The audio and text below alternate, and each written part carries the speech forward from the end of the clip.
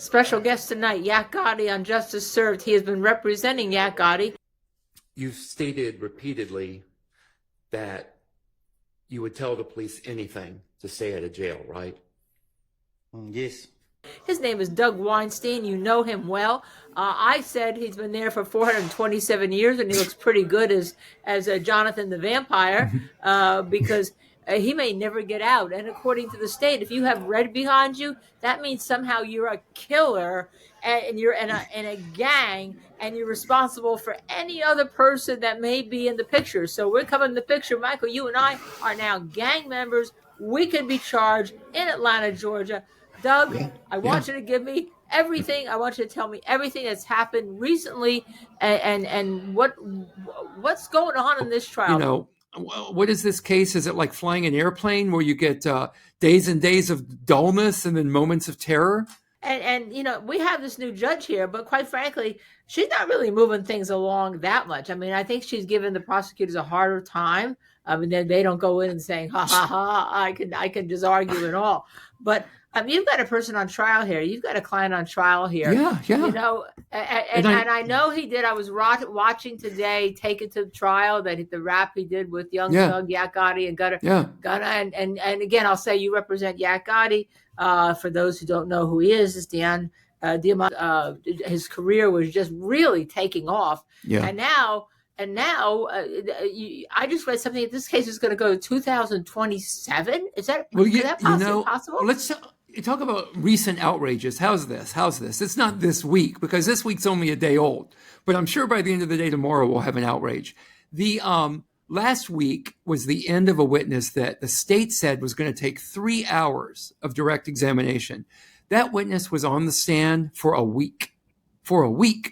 And they said it was going to take 3 hours. Now, the state will say, well, the witness was uncooperative and blah, blah. Well, all other witnesses are uncooperative, right? All other witnesses aren't testifying the way they want them to testify. So it should have been no surprise. So, yeah, back in March of this year, I have to think of the year, March of 24, I filed a motion with the previous judge, and based on how many witnesses they had, I said, well, this case is going to go to 2027.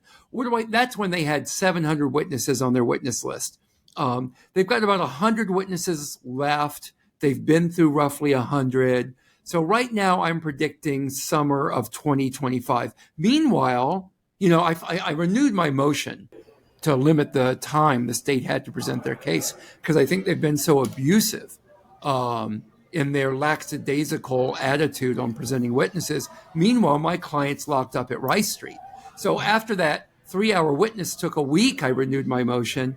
And of course, the judge turned it down. But all I can do is nudge, right? All I can do is bother the court as frequently as I can, saying, we got to move this along. You know, if this isn't going to move, you know, if my client's out on the street, that's one thing. But when he's locked up in Rice Street, that's another. And there's no effort to move at any kind of deliberate pace from the state. Yeah. Doug, let me ask you this. And for those who don't have the bigger picture here, this is a RICO case. Mr. Williams, Young Thug, the primary defendant of the 6 now on trial. Where does your guy fit into the mix, Yak Gotti? Sure. Well, my client is, as you said, he is a rapper. He is signed to the YSL record label. He's done he has multiple cuts that have been released alone and along with Young Thug, Jeffrey Williams. How does he fit in according to the state in this ridiculous indictment? They accuse him of course, racketeering. All 6 defendants currently on trial are accused of racketeering. In addition to that, they are accusing him of the murder of Donovan Thomas, known as Peanut. They're accusing him of multiple overt acts, including such outrageous actions as recording rap lyrics, as some of his overt acts. And they accuse him, as far as other acts, they accuse him of when they went and they raided Jeffrey Williams' home, Young Thug's home, in May of 2022. My client, Diamante Kendrick, was there, and they found some guns in the home. They found some drugs in the home. And even though all kinds of folks were in and out of that house, they're trying to hang that on my client. So they're accusing him of some gang activity, possession of firearms, possession of drugs. So a few other charges as well. But the main charges are the charges of racketeering as well as murder. Here's what I don't get. And I tried the Specter case in California, and that was like 6 months. And I said, in California, 3-week trial will take 6 months. I never thought that in Georgia would take 3 or 4 years. And I talked to the Georgia defenders a few years back, just before COVID, and they said, well, you don't know how bad it is down here, right? I was with Barry Scheck and the Innocence Project and some people about how you put forensic evidence in and DNA and all that kind of stuff. And now that I see this, I certainly would have done my lecture differently, but there's somebody on trial who's pled guilty, and then his plea to some other crimes, I think it's Gunna, and his plea was undone, right, by the Georgia Supreme Court, saying it was coerced, if I recall. That was a different individual. Different individual. Okay. That wasn't Gunna. Gunna did plea in this case, and he got time served plus I don't know how many years of probation that he got. Because I'm sure the state is forcing people like Lil Woody, who was my favorite witness of all time, or Little Woody, I guess I should say. Woody, I guess I should say.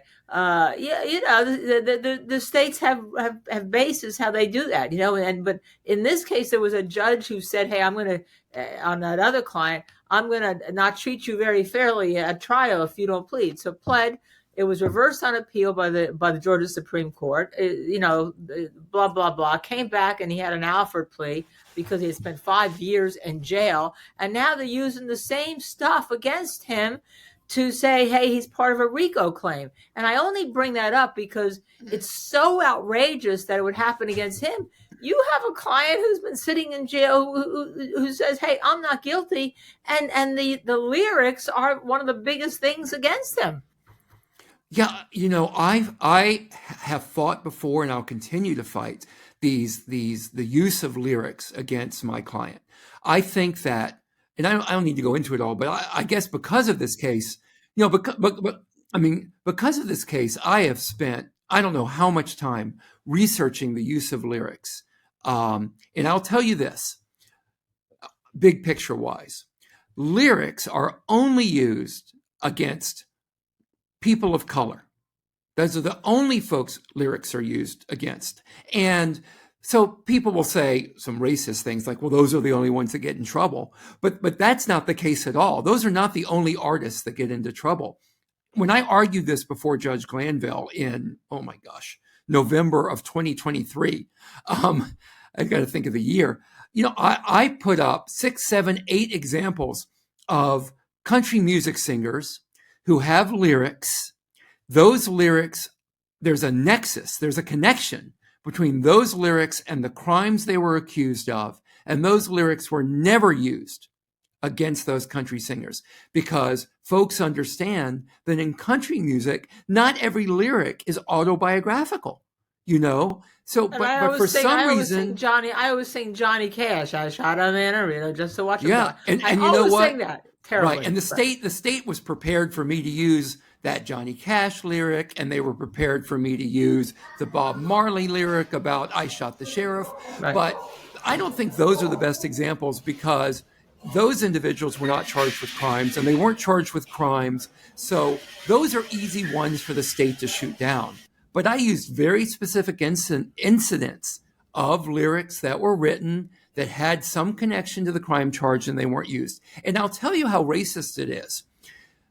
It assumes that people of color cannot come up with these lyrics unless they're autobiographical. It is incredibly offensive.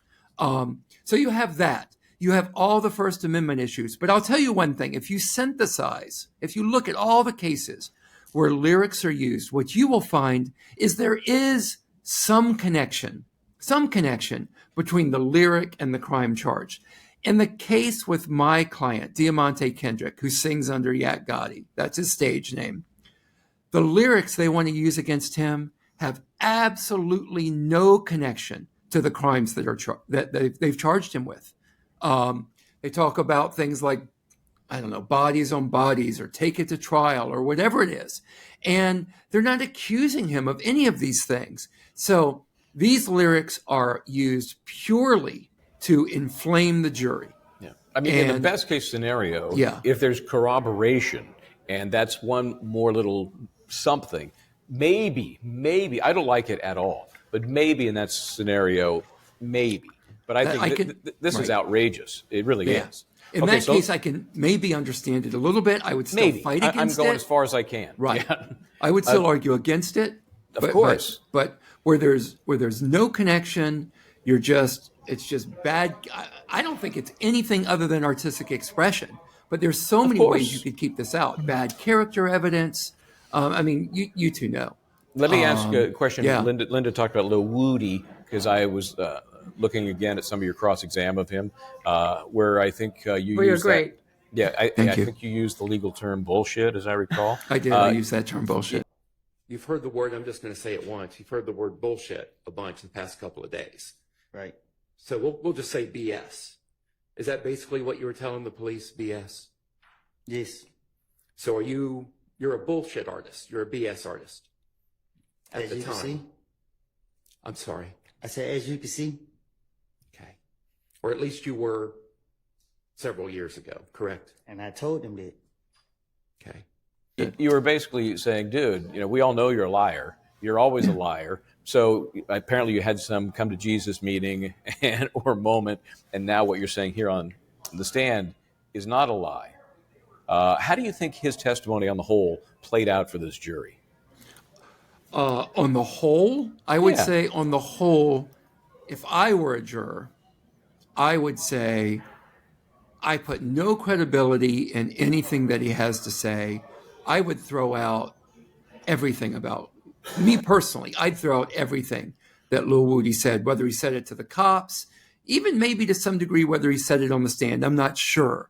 I think that he may have been telling the truth on the stand this time. I mean, I watched him early in his testimony do the thing, and I think I mentioned this in my cross, where he raised his hand and he said, my hand to God, everything I said before was a lie. I'm telling the truth right now.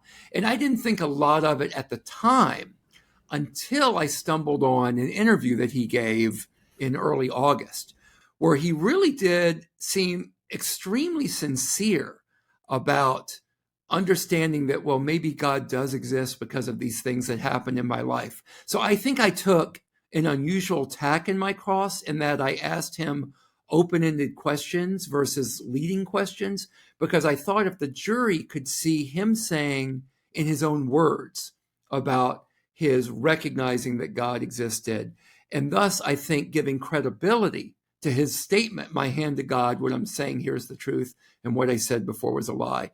I thought that might be effective. And of course, in my cross, I had the benefit of knowing that I had Brian Steele and Max Sharp behind me who would go into incredible detail on all these other issues. So I could stick to kind of bigger points, bigger issues, and they would be there to back me up and go into all the detail and dot the I's and cross the T's. So I didn't have to worry about that. Although I always have wanted to say in a trial, everything that guy said is bullshit. For those of us who are old enough to remember the movie My Cousin Vinny. But, when he says, hey, I'm finessing the police, that's what they do. That's of course. He's not going to be a snitch. He's finessing those who want to hear what they want to hear to get where they want to go, even if it's not the truth. I think he was even... go ahead, I'm sorry. He was even sympathetic. He's talking about being shot at when he's holding his kid. Yeah. Hey, Linda, I'm going to do something horrible here because I'm going to have to run because people may notice I'm not in my normal location. This is almost a tease for a new feature on Justice Served, which is called Where in the World is Justice? And that's, I can't tell you where I am. I can tell you what I'm doing, except that I'm going to have to run. So, Linda, please get the last question in here, or I'll let you guys stick around and talk. No, I'd like to have Doug on as much as I can. If he wants to come on once a week, twice a week, whatever he wants to come on, even if it's live or we just tape it for 5 seconds, 5 minutes, because I think, Doug, this is such an important case. I also think you have such great lawyering between you and Brian Steele, Mr. Adams, Max Sharp, and an appearance by my friend Ashley Merchant, who represents Brian Steele. And what the hell is going on in Fulton County? But I want to talk further with you in another aspect as to why I think that there's a possibility the Fed should come in and look at indicting these prosecutors. I know that's a big thing. It's going to have it's a big thing to say, but I really believe it after what I have seen here and what I have watched as a lawyer doing criminal defense for 30, 40 years also. I understand. I personally would not advocate for that. I see some actions with these prosecutors that are offensive, unprofessional, arguably unethical. But I don't know that it rises to the level of a federal investigation. I would like the feds to get involved in Rice Street, without a doubt. A federal judge needs to take control of that jail. But with the DA's office, I'm not there yet. I'm not saying I won't get there, but I'm not there yet. I don't. And Yeah, you can say whatever you want. When I see I'm these not civil, holding back. Right. I'm not holding back. I when I promise see you. these civil rights violations, I think that this case has made some of these people victims as opposed to defendants. And that's what I will where say I about am. that, go look at my Twitter and take a look at the story about a young autistic man that passed away in Rice Street partially due to the actions of one of these prosecutors. I think an attorney, Rachel Kaufman, would say it was directly related to the actions of one of these prosecutors. And then I think that the outrage that she feels, the outrage that many of us feel about some of the actions of the win-at-all-costs attitude of this office, call a lot of issues into question. Well, maybe that's what we should discuss next time on. You let us know when you come on, because definitely. we're an open book for you to come on and discuss any of these issues at any time. This case could Doug end Weinstein. by mistrial, by dismissal, could be a hung jury. I doubt it'll get that far. Or it could come back on appeal if there is a conviction. Here's a new one, though. As you know, Doug, there's an election coming up. Yeah. And if Fani doesn't get reelected, her opponent said, I'm killing this case. So, yeah, but she's going to get reelected. oh, she's that And popular? then it's Fulton County. No, it's Yeah. Fulton County. So she's Right. going to get elected. She's going to get because elected. it's Fulton County. It's okay. Fulton Well, I County. can't wait to talk more about this. You know, it's and Chinatown, I apologize Jake. again as I continue to look for where in the world justice may be. We're going to talk again. It was great to You're talk to it, you. Doug. Thank you so much, and hopefully we'll see you next week.